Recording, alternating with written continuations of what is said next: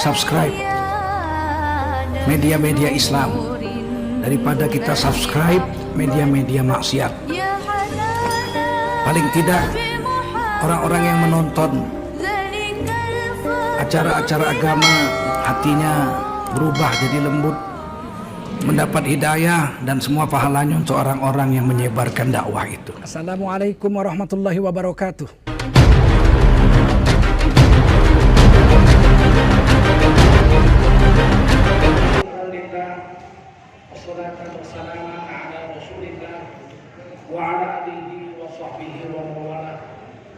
Allahumma salli wa sallim ala hadha nabiyil karim nabiyyina Muhammadin sallallahu alaihi wasallam wa ala alihi wa sahbihi ajma'in.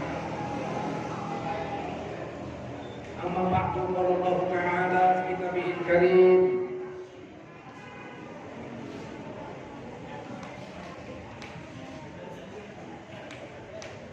a'udzu billahi minasy syaithanir rajim.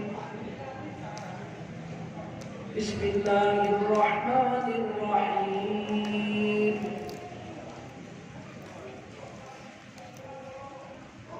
Ma kana Muhammadun aba ahadin min rijalikum walakin Rasulullah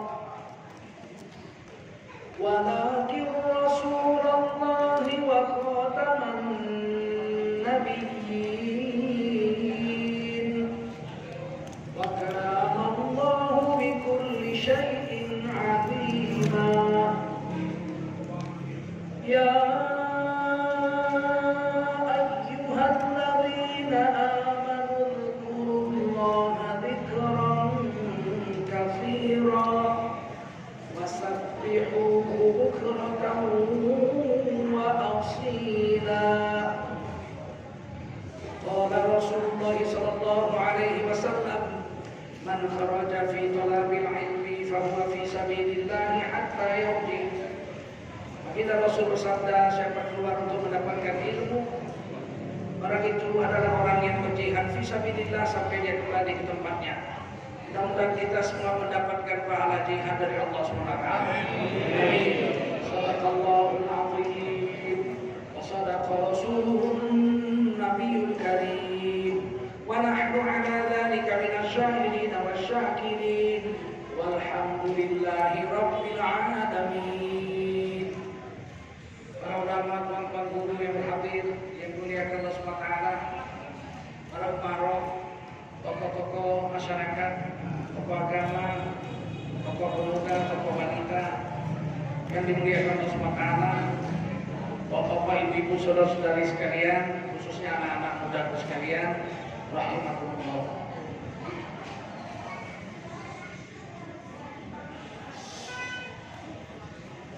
Kalau mengaji tak boleh bercakap. Kalau bercakap malaikat pergi. Rugilah kita jauh-jauh datang kemari kalau pertemuan kita ini tidak dipayungi malaikat. Kata Nabi, la yaqulu qaum yadhkuruna illa hafatul malaikah. Tidaklah satu kaum, yaitu orang Islam, kalau mereka berkumpul duduk rapat-rapat membicarakan agama, membicarakan halal haram, membicarakan tentang kepentingan agama, berzikir, mengingati Allah, datanglah malaikat-malaikat memayungi mereka dengan sayap-sayapnya. Di dalam hadis yang lain, ila sama'id dunia, sampai ke langit dunia. Jadi lebih banyak malaikat yang datang malam ini daripada kita. Tetapi kalau kita bicara-bicara, dia pergi. Untuk apa sampai kami memayungi kamu? Kamu hanya tidak menghormati majelis kamu. Mereka pergi, alangkah ruginya kita. Jauh-jauh datang dari mana-mana, kita habiskan waktu kemari. Tak ada malaikat satu pun memayungi. Rugi besar. Yang mengherankan orang-orang kafir, kalau dia bikin acara nggak ada yang ikut. Saya kan sudah keliling Jepang, keliling Korea, Amerika, Kanada, Eropa, Australia, Cina. Itu kalau mereka saya ceramah adakan pertemuan, anak TK dia luar biasa mendengar, apalagi Jepang. Nggak ada mutu-mutu, nggak ada, mereka serius, betul-betul takzim dengan majelis itu. Padahal di agama mereka nggak ada disuruh gitu. Kita di agama kita disuruh diam, malaikat memayungi. Kita nggak mau diam. Nah, itu yang saya nggak habis pikir. Islam itu sudah 1442 tahun hijrah. Lebih tertib kafir daripada orang Islam ketika hadir dalam majelis. Padahal hadir dalam majelis ini ditulis di Quran. Sampai kapan kita mau berubah coba? Wa ghasyiatum rahmah, yang duduk ini kita nih disirami Allah dengan kasih sayang, dapat rahmat. Rahmat itu artinya kasih sayang. Sifat Allah yang memberi rahmat itu namanya Ar-Rahim. Ar-Rahim memberi kasih sayang. Itu khusus sama orang Islam aja, orang beriman. Kafir nggak diberi Allah rahmat. Orang kafir cuma diberi nikmat. Sifat Allah yang memberi nikmat itu namanya Ar-Rahman. Ar-Rahman memberi nikmat. Kafir pun dikasih, pemabuk pun dikasih, penipu pun dikasih juga nikmat yang sama. Hirup udara gratis sama, minum sama. Bahkan lebih kaya dari kita banyak kafir-kafir diberi nikmat. Tapi digaris, kalau kau ambil nikmat-nikmat Allah kau pakai untuk syukur, in syakartum la azidannakum. Kalau kau ambil nikmat-nikmat Allah kau pakai untuk bersyukur kepada Allah, pasti kami Allah akan menambahi kepadamu nikmat-nikmat yang baru dengan pasti. 2 kali pastinya. La-nya pasti, taukid, en-nya pasti, lanah diyannahu. Pasti kami Allah akan menambahi kepada mereka yang bersyukur itu dengan pasti nikmat-nikmat baru. 2 kali pasti. Walain kafartum, tapi kalau kau ambil nikmat-nikmat Allah kau pakai untuk kufur melawan Allah, inna adzabi lasyadid. Pakai kalimat sumpah, sesungguhnya azabku la bersangatan syadid, sakitnya, pedih. Jadi sesungguhnya inna kalimat sumpah, azabku kata Allah la syadid, bersangatan sakitnya, pedih. Kafir kena aja di situ. Kita dapat nikmat, kita pakai sholat, kita pakai sholat, kita pakai zikir, kita pakai baca Quran, kita pakai taat untuk Allah. Ditambahin nikmat lain. Dengan sifat rahmannya Allah, puncaknya masuk surga. Itu nikmat terbesar. Sedangkan orang kafir ambil untuk kufur, dunia dapatlah dia nikmat, tapi begitu masuk neraka mereka kekal selama-lamanya dalam neraka. Allah nggak kasih sayang, nggak kasihan Allah. Sampai minta jadi binatang, minta jadi tanah. Wa yaqulul kafir ya laitani kuntu turaba. Berkata orang kafir, andai katalah kami nggak jadi orang kafir, jadi binatang. Habis diadili di padang mahsyar kami jadi tanah. Lebih baik kami jadi tanah macam binatang-binatang itu daripada jadi orang kafir kekal dalam neraka selama-lamanya. Kasihan Allah? Enggak kasihan Allah. Enggak ada rahmat. Sifat rahim enggak Allah. Tapi kalau orang beriman masuk neraka karena banyak dosa, satu hari dicabut, dikeluarkan dari neraka, masuk ke surga. Wa kana bil mu'minina rahima. Keluar kata-kata rahim. Adalah Allah terhadap orang beriman sangat kasih sayang, memberi rahmat. Kafir kok mau Allah beri rahmat, paling diberi nikmat. Harus dibedakan antara sifat Allah Ar-Rahman dengan Ar-Rahim. Ar-Rahman pemurah, kafir pun dikasih. Ar-Rahim pengasih, penyayang, hanya untuk orang Islam. Tapi kita terjemahannya salah di Quran kita. Bismillahirrahmanirrahim. Dengan nama Allah yang Maha Pengasih lagi Penyayang. Mana? Kasih dengan sayang itu sama dalam bahasa Indonesia. Sama nggak? Kasihilah aku sayang, sayangilah aku kasih. Nah, di mana bedanya?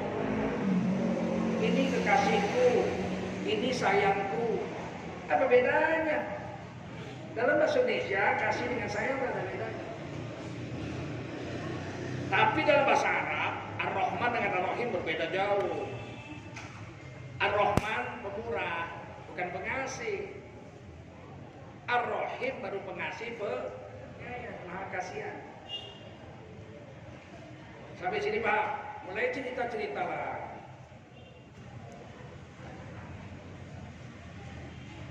Biasakan kalau ngaji itu dia.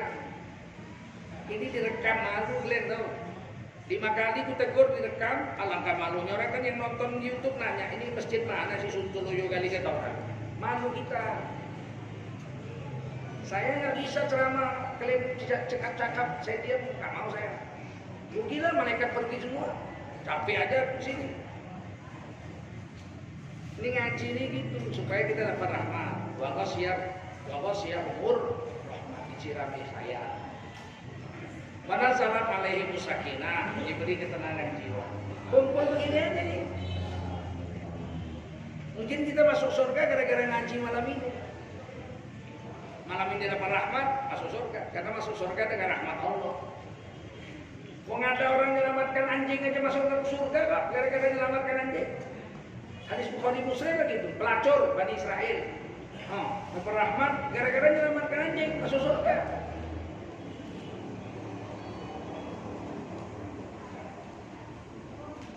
Ada seorang pelacur Bani Israel percaya kepada Allah. Kalau ditanya siapa Tuhanmu? La ilaha illallah.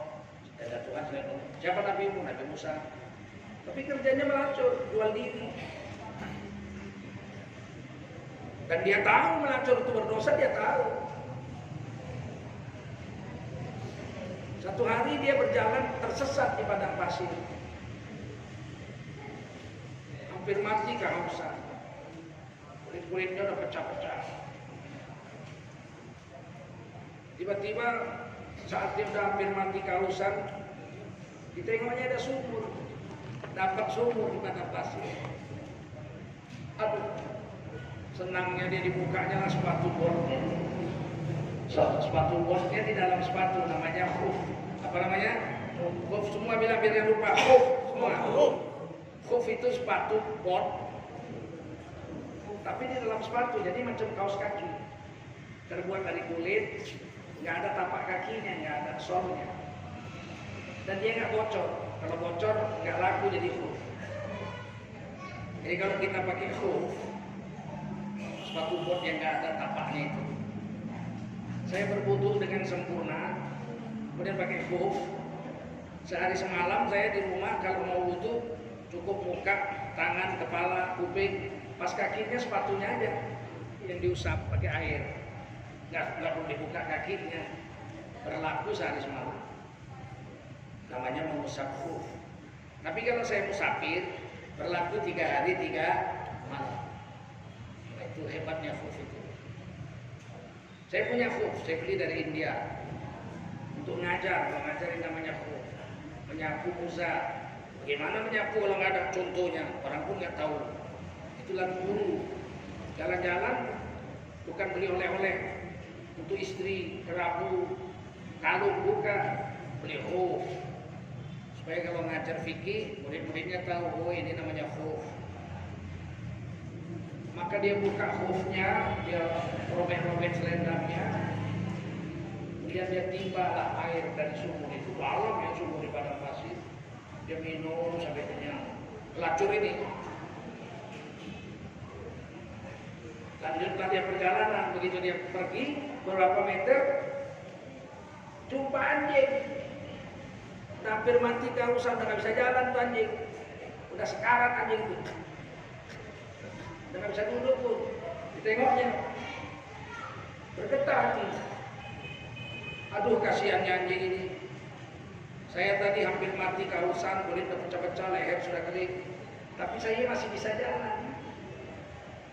mendapatkan seumur ini. Sementara anjing ini jalan pun udah nggak bisa, duduk pun udah nggak bisa. Pasti anjing ini lebih sengsara dari saya, bikin pelacur ini. Digendongnya anjing itu. Padahal menurut agama Taurat, agamanya Nabi Musa, anjing itu binatang najis juga sama dengan babi, sama dengan kita orang Islam, bahkan lebih keras. Agama Taurat itu lebih keras. Kalau kita dijilat anjing, kena baju kita kita cuci 6 kali pakai air campur tanah, sekali pakai air mutlak yang suci lagi disucikan, hilang najisnya, baju bisa dipakai lagi. Kalau Israel tidak bisa. Kalau dijilat anjing, digunting, buang. Lalu lebih keras agama Yahudi soal najis anjing dan babi daripada orang Islam. Kalau kita kena babi, baju kita cuci pakai air dicampur tanah 6 kali, dibilas sekali pakai air yang suci lagi mensucikan yang mutlak seperti ini, dan bisa dipakai lagi bajunya. Kalau Yahudi tidak bisa, gunting, buang. Tapi karena kasihannya pelacur ini sama anjing tadi, digendongnya anjing tadi, ditimbangkannya lagi air pakai sepatunya, dikasihnya minum anjing lagi sampai anjing ini bisa jalan. Akhirnya pelacur ini dengan anjing ini berpisah karena kasih sayang yang diletakkan Allah di hatinya. Di hari kiamat kata Rasulullah, di hadis Bukhari Muslim, hadis Sahih, diadakan pengadilan di padang mahsyar. Pelacur ini ditimbang amalnya lebih banyak dosanya orang pelacur kok. Kalau di sini namanya lonte gitu. Satu-satu lah ya kan. Harusnya masuk ke neraka ya. Tiba-tiba seekor anjing menggonggong. Di padang mahsyar masih ada binatang, karena binatang diadili juga di padang mahsyar. Setelah diadili jadikan tanah. Anjing apa, kambing putih nanduk kambing hitam badannya kecil, tanduknya pendek. Kambing putih tanduknya panjang, badannya besar. Kambing hitam nggak berani balas, ditanduk sama kambing putih. Di akhirat dihadirkan, itulah keadilan Allah. Kambing putih dikecilin, tanduknya dicabut, kambing hitam dibesarkan, tanduknya dipanjangkan. Allah balas. Sebagaimana dulu dia menanduk kamu, balas. Kambing hitam menanduk kambing putih, kesakitan, udah lunas. Dua-duanya dijadikan tanah. Makanya orang kafir dalam neraka minta jadi tanah, karena dia lihat kambing jadi tanah, ular makan kodok, di sana kodok makan ular jadi tanah. Untung seekor kambing. Ya Allah, wanita pelacur itu dulu pernah menyelamatkan nyawaku, karena Engkau letakkan di dalam hatinya kasih sayang, dia kasihan dia akan sakaratul maut. Maka pada hari ini demi keperkasaan dan kemuliaan-Mu ya Allah, ampunilah dosa pelacur itu, masukkan dia ke surga. Allah jawab, ma'izzati wa jalali, demi keperkasaanku dan kemuliaan-Ku, Allah ampuni dosa pelacur itu. Allah suka hati, terserah Allah, dia mau ngampuni siapa, betul nggak? Diampuni. Dan wanita itu dimasukkan ke surga gara-gara ngasih minum anjing. Jangan pula kalian besok, amat nih, becinah aja kita. Kenapa? Nanti kalau udah berdosa cari anjing. Bukan begitu. Tak ada aku mengajarkan begitu.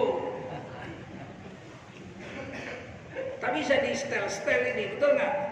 Kapan pula kalian sesat di padang pasir, jumpa anjing. Ini kan takdir Allah, betul? Sebaliknya dalam hadis Bukhari juga Rasulullah bersabda, ada satu orang kaum Ansor, sahabat Nabi, wanita mengurung kucing. Dikurungnya kucing tadi, nggak dikasihnya makan 3 hari, kemudian kucing itu mati. Kata Nabi, wanita itu dimasukkan neraka gara-gara zalim sama kucing. Nah, kasih sayang sama anjing bisa masuk surga, zalim sama kucing bisa masuk. Yang dilihat Allah, kasih sayangnya itu, rahmatnya itu. Nah, kita ngaji ini wa wasiyatur rahmah, kita diberi rahmat. Nah, siapa tahu gara-gara ngaji ini kita masuk surga. Amin. Amin. Cuma masuk surga karena rahmat Allah. Yang keempat, wa dzakarahumullahu fi man indahu. Nama mereka satu-satu disebut-sebut oleh malaikat di langit.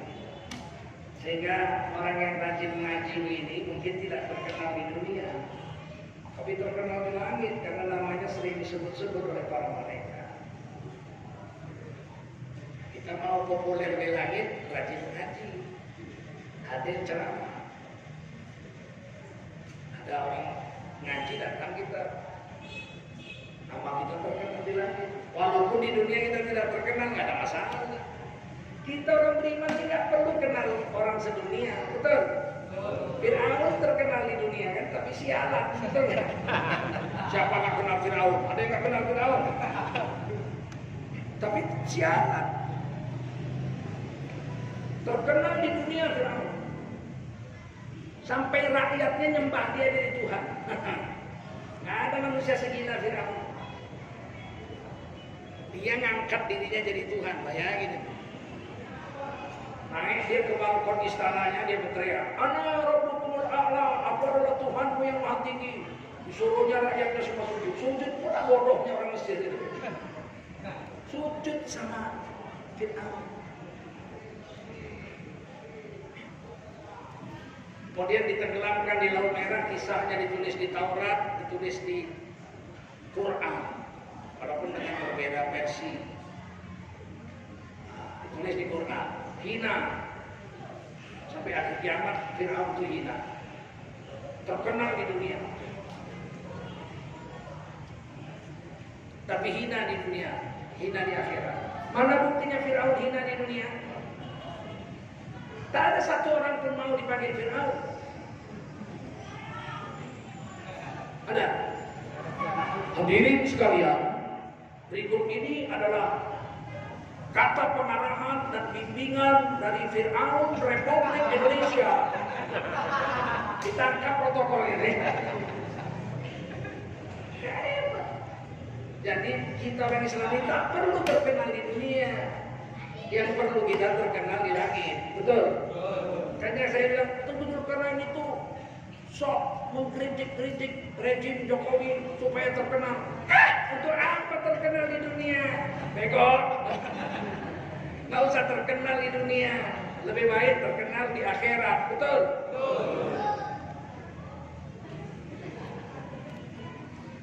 Sayyidina Bilal bin Rabah radhiyallahu anhu, muadzin Rasulullah. Masjid Rasulullah ada dua. Kalau subuh, Abdullah bin Umi Maktum, azan pertama. 1 jam sebelum subuh, azan. Fajar kadzab, fajar dusta. Ketika fajar shadiq muncul, maka Sayyidina Bilal bin Rabah azan. Sayyidina Bilal ini mantan budak. Kalian nggak mau diam, kalian udah 3 kali pun ku ingatkan. Ada aja sibuknya pun.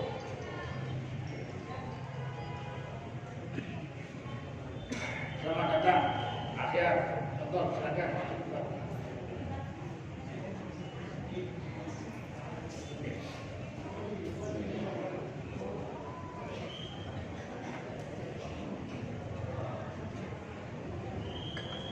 Silakan.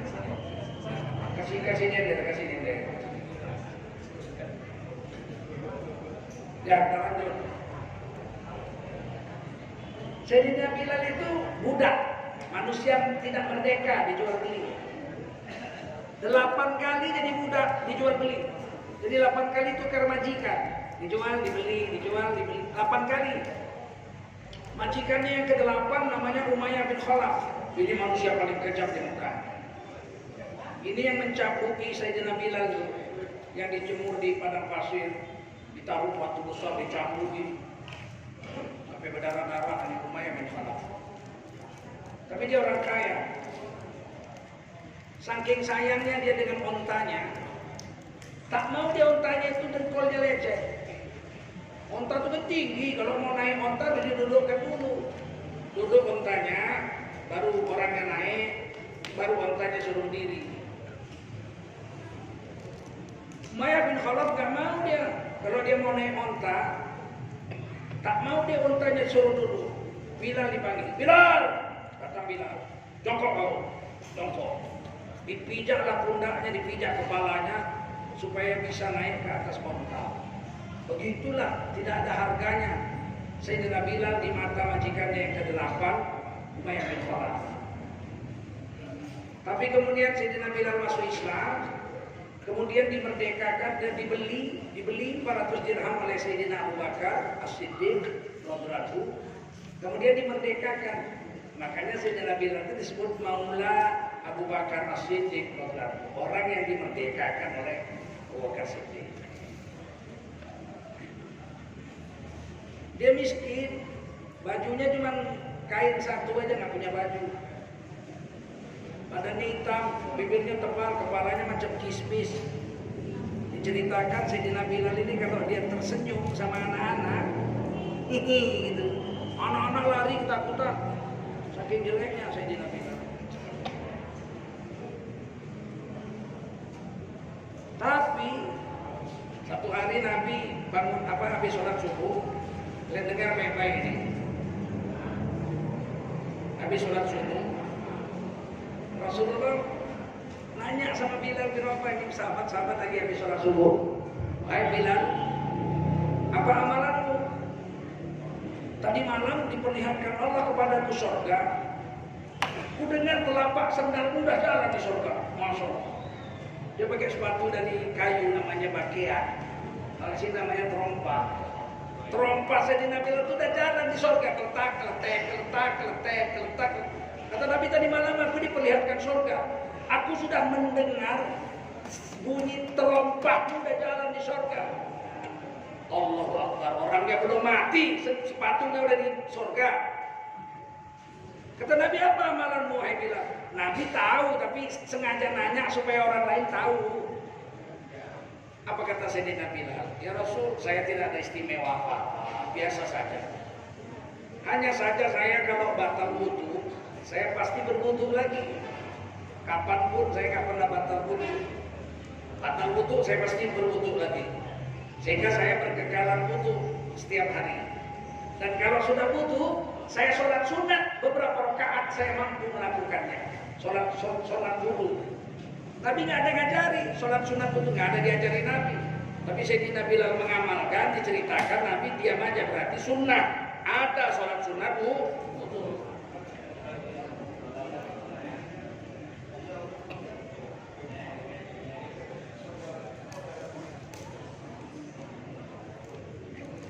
Bayangkan seorang mantan muda masuk Islam, dimerdekakan, tidak pernah tinggal wudu, sholat sunat wudu, orang yang belum mati sendalnya sudah di surga. Tidak terkenal di dunia, nggak ganteng pun, miskin, tapi terkenal di langit. Fir'aun kaya raya, lahir dari pangeran, mati jadi raja. Disembah sama orang Mesir sebagai Tuhan, tapi hina. Kita sekarang mau pilih hina di dunia, tidak terkenal di dunia tapi terkenal di langit, atau di dunia terkenal, di akhirat hina. Pilih mana? Woi, pilih mana?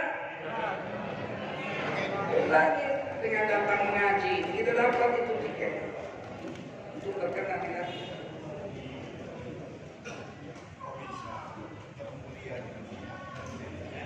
Ya, kalau bisa mulia di dunia, mulia akhirat kayak Nabi Isa, kayak Nabi Muhammad.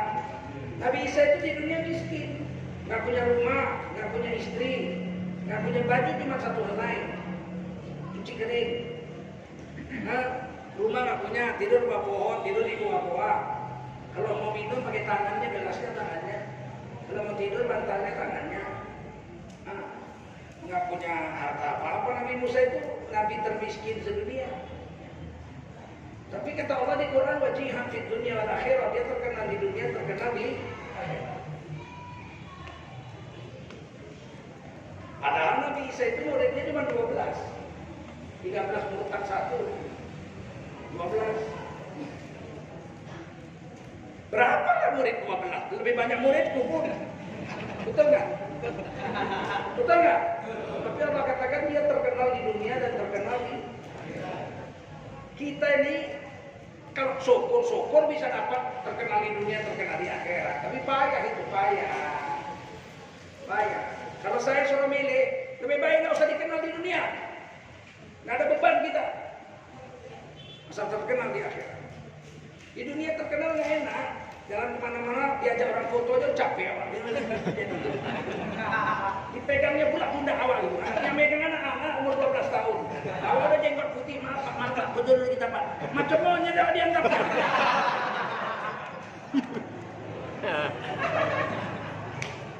Kadang-kadang memang lebih enak kalau usah terkenal aja di sini.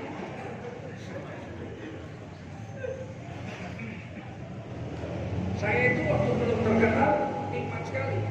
Pergi haji jalan darat saya dari Malaysia dulu, Medan, Tanjung Balai Assam, Kelang, baru terus 4 bulan setengah sampai ke Mekah. Enak. Sekarang kurasa nggak bisa, mana bisa. Tidur pun awak dikerubuti orang, nggak bisa. Memang lebih enak nggak terkenal lah.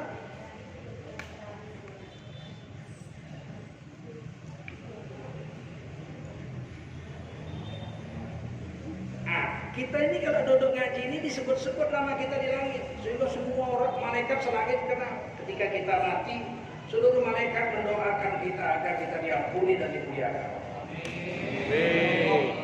Kalau terkenal sama manusia, mati apa cuma dibikinnya aja SMS, turut berduka cita. Tulisnya di Facebook, kasihan terduga yang sudah mati, turut berduka cita. Fatihah punya dikirim sama Allah. Apa gunanya itu? Nah, yang keempat, yang kelima, ketika kita bubar dari pengajian ini, kita berdiri, malaikat terseru dari langit, "Qumu maghfurun."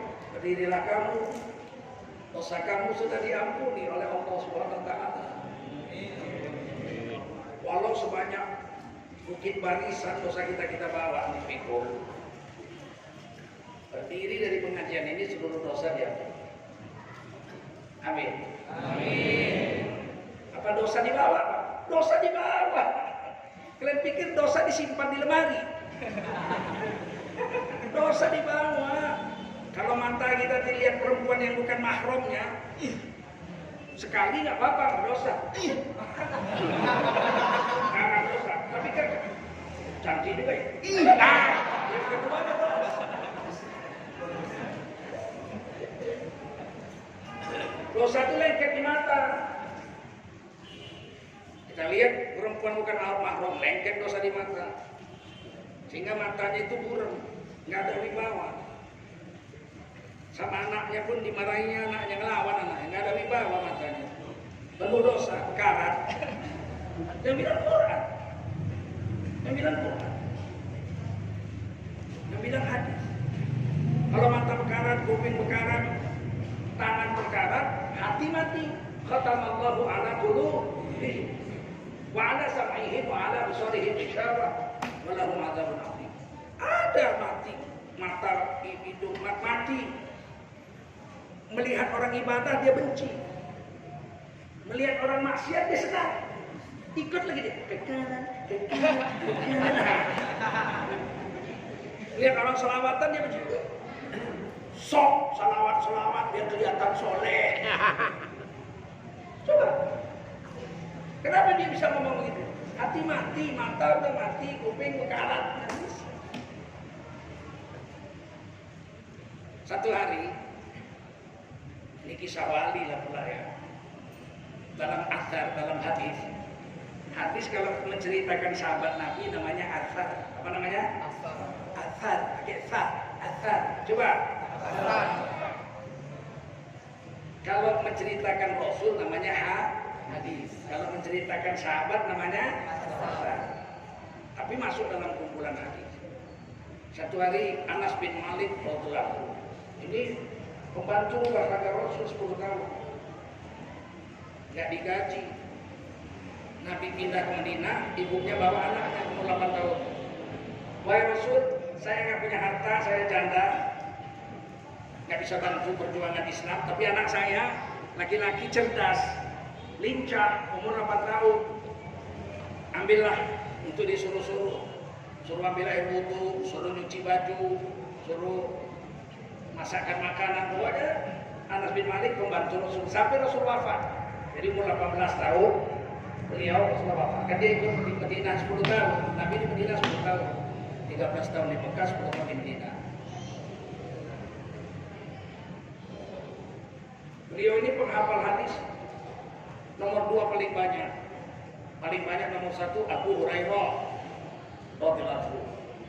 Penghafal hadis Rasul nomor 2 Anas bin Malik. Penghafal hadis Rasul nomor 3 Abdullah bin Umar bin Khattab anak Umar. Penghafal hadis paling banyak nomor 4 Siti Aisyah radhiyallahu anha. Penghafal hadis. Satu hari Anas bin Malik ke masjid zaman Sayyidina Utsman. Berarti kan Abu Bakar Siddiq udah wafat, Umar bin Khattab udah wafat, Rasulullah udah wafat. Khalifah Utsman jadi khalifah. Datanglah Anas bin Malik ke masjid, jumpa Sayyidina Utsman. Waktu itu Utsman bin Affan radhiyallahu khalifah. Begitu datang, Anas bin Malik sholat sunat tahiyatul masjid 2 rakaat. Habis sholat menjumpai Sayyidina Utsman, ngadaplah ngadap khalifah. Ditengok sama Utsman bin Affan matanya. Kamu udah sholat sunat? Sudah. Bagaimana kamu sholat di matamu ada bekas zina? Terkejut Anas bin Malik. Astagfirullahaladzim. Saya nggak pernah berzina. Ku tengok di matamu ada dosa bekas zina. Pergi kau wudu lagi. Ku pukul kau nanti, kata Utsman bin Affan. Maka Anas bin Malik pergi wudu, sholat lagi 2 rakaat. Ditengok sama Sayyidina Utsman. Ini baru bersih matanya. Waktu wudu tadi, kharajat khotoyah min jasadihi. Bersihlah dosa-dosanya, dicuci air wudunya. Itu hadis Muslim. Duduk sekarang, ada apa kau perlu? Kata Anas bin Malik, wahai khalifah, dari rumah aku kemari tadi berpapasan dengan seorang wanita. Pakai cadar. Mana ada wanita zaman itu di Madinah pakai cadar? Bukan kota Medan pakai rok mini. Macam gadis-gadis Cina itu, Cina kepet itu. Pakai cadar semua sahabat Nabi. Surah Al-Ahzab ayat 59. Tapi wahai khalifah, waktu dia lewat, ku tengok dia menengok aku, berjumpa mata kami. Kalau kata orang karo cirem ras cirem, mata ras mata. Senyum jumpa senyum, mata jumpa mata. Waktu dia lihat ke mataku, ku lihat ke matanya, bergetar hatiku. Cantik kali matanya ya Allah.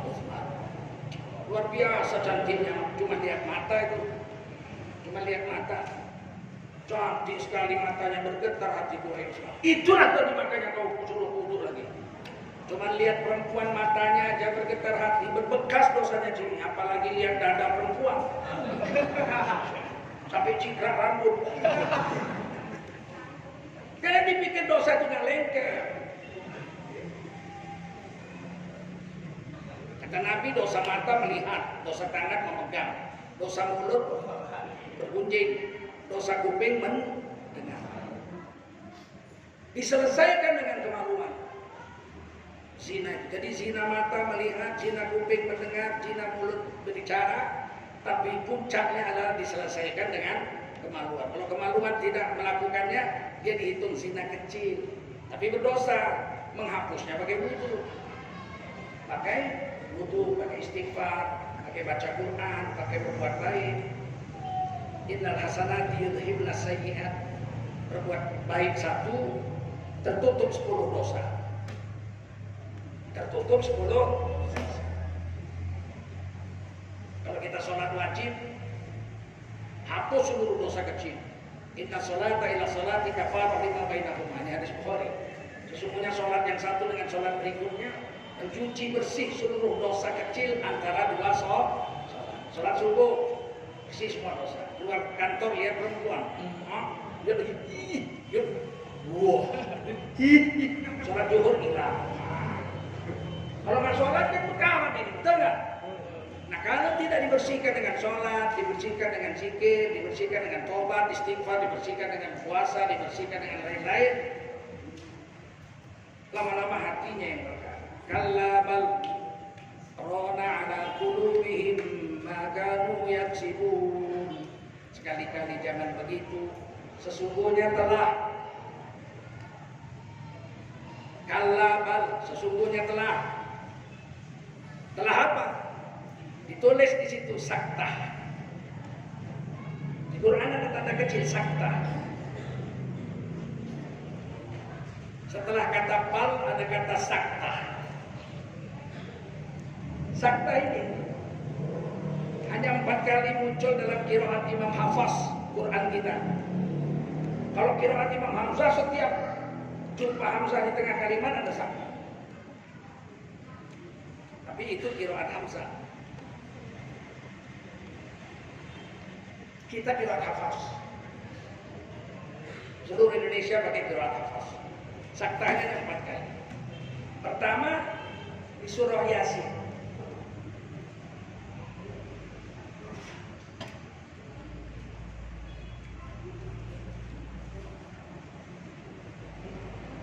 Qalu ya wailana man ba'athana min marqadina hadza ma wa'ada ar-rahman. Jadi min marqadina hadza ma wa'ada ar-rahman wa sadaqal mursalun. Sakta itu dalam ilmu qiraat memberhentikan bacaan 2 harakat tapi napasnya enggak berputus. Nggak boleh curi napas. Kalau dia putus napas namanya waqaf, berhenti. Ini nggak berhenti. Kalau sakta ini napasnya nggak berhenti, bacaannya aja berhenti. Kallabal rona ala qulubihim ma kanu yaksibun. Di dalam surah Al-Qiyamah man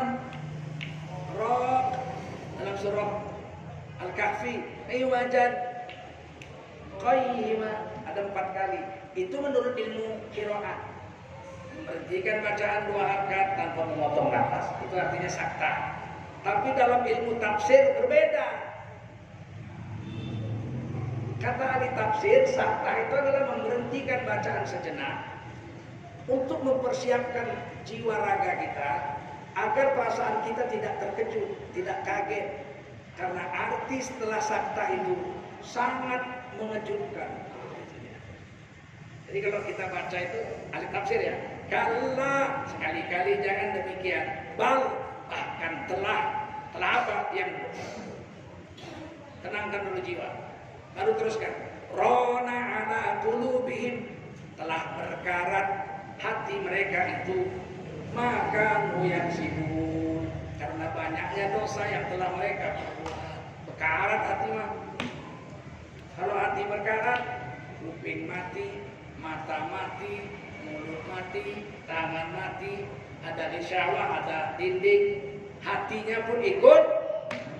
Bapaknya mati, nggak nangis dia. Kalau hati udah mati, mati bapaknya nggak nangis dia. Malah matanya lihat-lihat, mana sertifikat rumah. Mamanya meninggal dunia pun dia nggak sedih. Ada kawan saya, adiknya mati bapaknya, saya hadir di luar kota sana. Habis kami wirid Yasin, doa-doa, ribut-ribut depan rumah. Rupanya adiknya mabuk minum tua. Astagfirullah. Aku sepak, tapi belum ku sepak ditampar ya abangnya. Astagfirullah, udah mati. Bapaknya mati malam pertama, wirid Yasin, doa.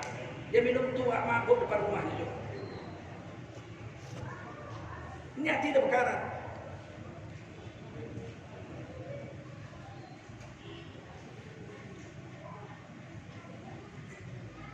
Jadi dosa itu dibawa di mata, dibawa di tangan, dibawa di kaki. Kalau kaki melangkah ke tempat yang haram, kaki berdosa. Tangan megang yang bukan mahram, tangan berdosa. Paham? Dibawa kemana-mana. Makanya wajah orang soleh dengan wajah orang bejat kelihatan. Karena dosa dibawa. Coba kalian dudukkan maling dengan ulama sebelah-sebelahan. Kelihatan nggak mana ulama mana maling? Wajahnya kelihatan nggak? Aku tanya jujur kalian, kelihatan nggak? Di kampungku sama Ustaz maling sama ulama. Berarti ulamanya maling. Atau malingnya ulama. Nggak mungkin wajah orang soleh dengan orang yang bejat sama, nggak mungkin itu. Sebab orang bejat wajahnya penuh dengan dosa, matanya bekarat, kupingnya bekarat, lidahnya bekarat. Didudukkan sama orang yang soleh, mana mungkin sama. Siapa yang pernah jumpa Rasulullah dalam mimpi, semua akan mengatakan wajah Rasulullah bercahaya terang bersama. Dan Nabi mengatakan dalam hadis, ketika ditanya oleh sahabat, ya Rasul, kami mendengar di mana-mana, di Mesir, di Yaman, di Syam, katanya yang paling ganteng itu Nabi Yusuf alaihis. Bagaimana dengan engkau ya Rasul? Kami udah keliling juga ke Yaman, kemana-mana, ke Afrika, ke Mesir, ke Syam, keliling dunia juga, kami ke Romawi. Tak pernah kami jumpa orang seganteng Rasulullah. Tapi kami mendengar di luar sana, kata yang paling ganteng Nabi Yusuf. Mana yang betul ini? Mana lebih ganteng, Rasulullah atau Nabi Yusuf? Rasulullah menjawab, aku dan Nabi Yusuf seperti rembulan dan matahari. Aku seperti rembulan, Nabi Yusuf seperti matahari. Begitu. Berarti bercahaya, betul. Nabi Muhammad tuh kalbadrun munir, kalbadrin munir. Dia seperti bulan purnama, Nabi Muhammad. Sedangkan Nabi Yusuf seperti matahari. Mana bedanya? Dalam kitab Bidayatul Nihaya dijelaskan Raja Romawi itu di istananya punya lukisan-lukisan Nabi-Nabi. Lukisan Nabi Ibrahim, lukisan Nabi Muhammad, lukisan Nabi Ismail, lukisan Nabi Isa. Mereka punya. Dalam laci terbuat dari kain sutra. Itu ditulis di kitab Bidayatul Nihaya Imam Ibnu Katsir. Hadis sahih Abu Nuaim. Ditunjukkan sama sahabat-sahabat Nabi yang datang ke istana Raja Romawi. Ini Nabi Ibrahim, ini Nabi Musa, ini Nabi Isa, ini Nabi Yusuf. Memang ganteng cahaya. Terakhir di tengah-tengah tuh. Ini kamu tahu nggak siapa? Tuh kecut sahabat semua. Itu Nabi kami. Saya cuma menguji kamu, kata Raja Romawi. Ini Nabi kamu. Ada sini namanya Muhammad Rasulullah SAW ada. Lo pernah kalian dengar hadis itu kan? Makanya ngaji. Kalau aku udah tahu, SMA aku udah tahu itu hadis itu. Udah saya baca itu hadis. Bahwa lukisan Nabi-Nabi ada. Dan di dalam riwayat itu ditulis Nabi Yusuf itu memang bercahaya dan semua orang kalau melihatnya bergairah. Beda dengan Nabi Muhammad bercahaya, tapi semua orang yang melihatnya tertunduk, takluk. Nah itu bedanya. Takzim. Jadi kalau perempuan lihat wajah Nabi tertunduk, takzim, segar. Tapi kalau perempuan lihat Nabi Yusuf bergairah, kepingin berzina dengan Nabi Yusuf. Zulaikha aja istri Raja Mesir. Raja Mesir bos, bukan main-main. Nama suaminya Kitfir, Raja Mesir. Ngajak Nabi Yusuf berzina. Nabi Yusuf aja gak mau. Dia disuruh Yusuf. Nabi Yusuf gak mau, ditarik jubahnya. Nabi Yusuf lari ke pintu, ditarik, robek jubah Nabi Yusuf sebelah belakang. Berarti kan perempuan ini kalau udah mau berzina ngeri. Robek baju, coba. Kita pernah merobek baju istri kita coba. Kalau perempuan udah mau robek baju, Nabi Yusuf itu robek baju. Wa in kana qamisuhu qudda min dubur, kalau jubah Nabi Yusuf robek sebelah belakang, istrimu yang salah, Nabi Yusuf yang betul. Itu kalimat yang pertama ini. In kana qamisuhu qudda min qubul, kalau jubah Nabi Yusuf robek sebelah depan, Nabi Yusuf yang jahat, dia yang salah, istrimu yang baik, yang betul. Tapi kalau jubah Nabi Yusuf robek sebelah belakang, berarti istrimu yang jahat, Nabi Yusuf yang betul. Dilihat sama Kitfir, jubah Nabi Yusuf robek sebelah belakang. Nabi Yusuf itu diajak berzina oleh istri Kitfir, majikannya, tapi nggak mau. Tapi Nabi Muhammad tak ada riwayatnya perempuan di zaman Nabi Muhammad kepingin melakukan sesuatu yang dilarang Allah kepada Nabi Muhammad. Itu bedanya. Nabi Muhammad itu seperti rembulan, bercahaya, syahdu. Sedangkan Nabi Yusuf seperti matahari, bercahaya, bergairah. Makanya kita ini kalau pagi-pagi udah terbit matahari, ibu kita dulu ibu, ayo bangun semua, bangun, mandi, ayo mandi, mau sekolah, ayo Sebentar lagi sarapan, nanti terlambat. Pak, bangun Pak. Bapak mau kerja ke kantor. Ibu juga mau mandi. Ibu mau ke pasar. Kalau matahari sibuk aja semua. Kalau bulan mana ada? Bulan udah terbit. Bangun. Mandi. Perumpamaan yang dibilang Rasul gitu ya. Berarti wajah Rasul bercahaya. Saya banyak jumpa orang-orang India, orang Pakistan, Bangladesh, Afrika yang hitam-hitam. Ulama-ulama bercahaya walaupun pendeta, tapi wajahnya itu bercahaya. Ada nur wudu, ada nur sholat, ada nur umroh, ada nur baca Quran di wajah. Nah, kalau dia jahat, dia nggak mau tobat, dosa itu lengket, sehingga binatang pun akan memakan. Ibu saya orang Bagan Siapi Api, Riau. Ibu saya anak Cina di Bagan Siapi Api, tapi disusukan oleh seorang ulama di sana. Beruntunglah ibu saya jadi Islam sendiri. Bapak ibunya, paman-paman saya, bibi-bibi saya nggak ada yang Islam kecuali ibu saya. Dulu saya SD sudah pulang ke Riau, kelas 1 SD sudah pulang ke Riau di bawah bapak ibu saya. Payah dulu, naik kereta api sampai Peganasaan, naik kapal pengangkat sayur, nggak ada kapal penumpang, nggak ada. Nunggu 3-4 hari baru buka kapal. Saya tinggal di rumah istana, di rumah Tengku Syam, istri almarhum Tengku Saiful Sultan Hasan, nenek saya itu. Nyebrang sampai Bagan Siapi Api, naik sampah, susah payah. Banyak harimau. Sampai sekarang sudah di Bagan Siapi Api Kedumai masih ada 400 harimau. Itu hutan konservasi harimau nasional Indonesia. Apa yang terjadi?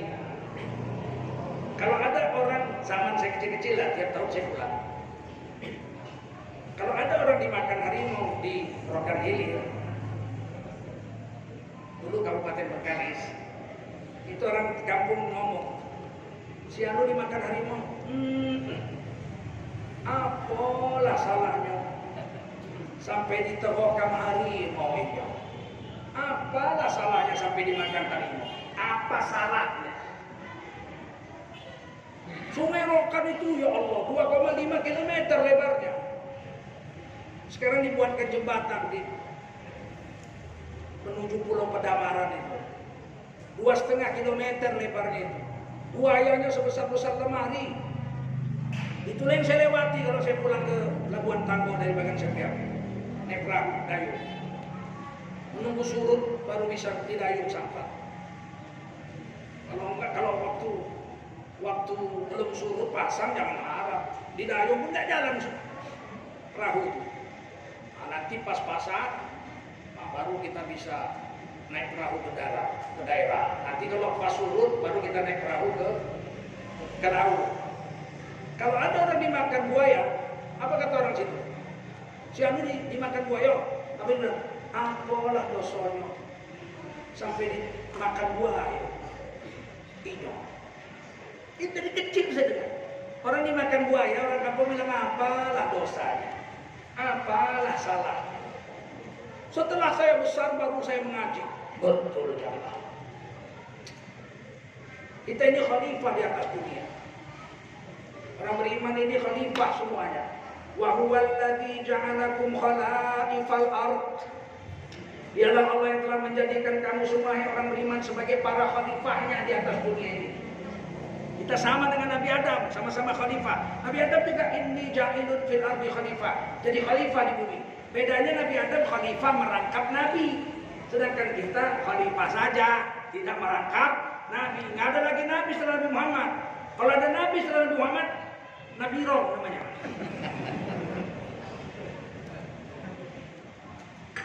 Baik. Ternyata harimau itu saya jumpa di videonya. Dipasang orang CCTV di India. Di India itu hutan Sorghum itu, harimaunya banyak. Dan orang India ini nggak boleh membunuh binatang. Bukan ekor nggak boleh, tikus nggak boleh dibunuh. Sana ular kobra nggak boleh dibunuh. Walaupun dia udah gigit kita mati. Orang sana sangat menghormati binatang. Ternyata dipasang CCTV. Saya nonton itu di rekaman karena dulu anak saya nggak sekolah, anak saya sekolah di rumah, homeschooling. Yang ngajar saya dengan istri. Kami selalu beli kaset-kaset VCD tentang binatang-binatang, vertebrata. Mahal tuh 60.000 satu itu. Hewan menyusui ya, vertebrata, hewan bertulang belakang, mamalia, termasuklah harimau-harimau. Ternyata harimau itu makan orang, dia sujud dulu. Ada orang itu, dia mau makan, dia sujud dulu. Dilihatnya dulu muka orang itu. Kalau muka orang itu manusia, nggak berani. Pergi dia. Sebab kita khalifah. Nggak boleh binatang memakan khalifah. Tapi kalau dilihatnya kepala babi, langsung ditekan.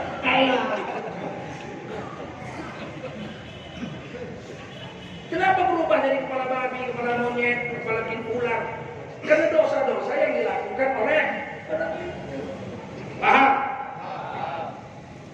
Sebagai petunjuk saya berikan satu hadis juga itu. Hadis Bukhari, barang siapa sholat berjemaah di masjid, sholat bukan nggak sholat, barang siapa sholat berjemaah di masjid, tapi gerakannya mendului imam. Imamnya baru Allah, dia udah duluan bar. Imamnya baru Allah, dia udah bar. Imamnya baru sami Allah, dia udah hamidah. Duluan dari imam dia. Kata Nabi di hari kiamat wajahnya berubah menjadi wajah keledai. Itu orang yang sholat Pak, tapi dudui imam, kepala keledai. Macam mana yang nggak sholat? Kepala anjing atau kepala babi?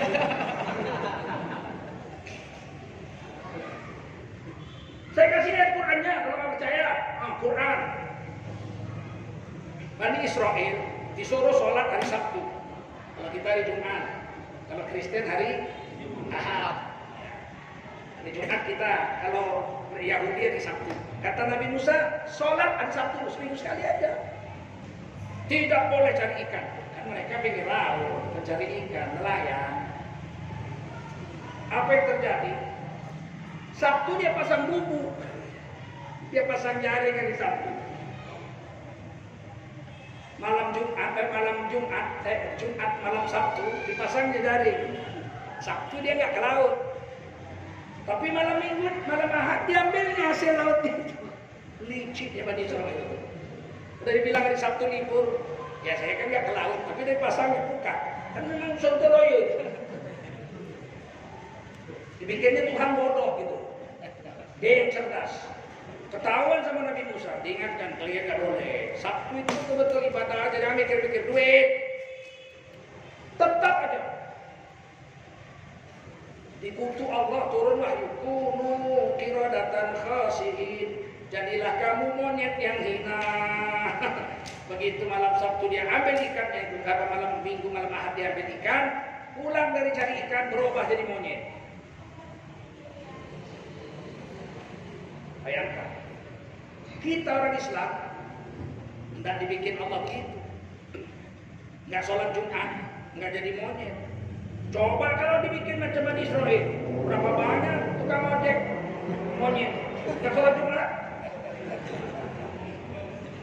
Jangan kalian pikir nggak berubah wajah dengan dosa. Paham?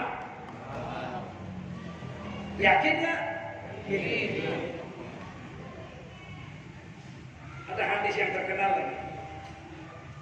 Barang siapa yang suka minta-minta, padahal dia nggak miskin, cuma ragu saja. Dikit-dikit minta, jumpa pejabat minta, jumpa kawan minta proyek, pokoknya minta aja. Di akhirat wajahnya tengkorak, nggak ada daging di wajahnya. Bukan minta-minta, wajahnya tengkorak. Berarti wajah berubah dengan melakukan perbuatan yang tidak terhormat. Minta-minta aja. Minta kan nggak haram. Yang haram mencuri, betul? Minta nggak haram, tapi suka minta-minta, akhirat nggak punya daging. Kami ini para ustaz kalau mau kaya minta proyek gampang. Gubernur murid kita ya lah. Proyek. Saya Teguh Rindra Nurdin, itu keponakan saya. Bapak beliau Teguh Nurdin itu sepupu saya. Teguh Ridwanudin kenal karena setiap hari raya kumpul di rumah kakeknya Teguh Nasrun, Jalan Laksana nomor 1. Kumpul di situ setiap tahun. Ada yang paling tua kakeknya Teguh Rijal, Teguh Nasrun. Neneknya namanya Teguh Jannah. Habis setiap hari raya kumpul di situ. Jadi Teguh Rijal ini kan taman SMA 1 masuk tentara, masuk AKABRI. Pulang-pulang kan Kasdam, Bukit Barisan. Terus Panglima Bukit Barisan, terus jadi gubernur. Lupa saya dia kata, dia makan malam lah sama saya. Ayah, dipanggil ayah, datanglah ke Medan, ambil proyek, nanti anak kasih yang 10 miliar. 10 miliar, untung 10% aja 1 miliar. Ambil, nanti ayah kalau kasihlah proyek. Kan ayah orang jujur. Proyek dikerjakan orang jujur, proyek jadi bagus, rakyat untung. Tender juga nggak apa-apa, kita nggak usah main-main gitu, tapi nanti ayah saya kasih. Sudah nggak usah. Nanti apa kata orang? Yang orang terbutuhkan main proyek, Ustaz, habis minta proyek, nggak usah dapat proyek pun nggak miskinnya aku. Tapi ditawarin. Seandainya saya minta pun, preman aja boleh minta proyek, ya nggak? Germo boleh minta proyek, ya enggak? Peminum tua boleh minta proyek, kenapa Ustaz nggak boleh? Saya minta kan boleh, iya tapi di akhirat nggak punya daging. Padahal meminta tidak haram. Apalagi dia jahat.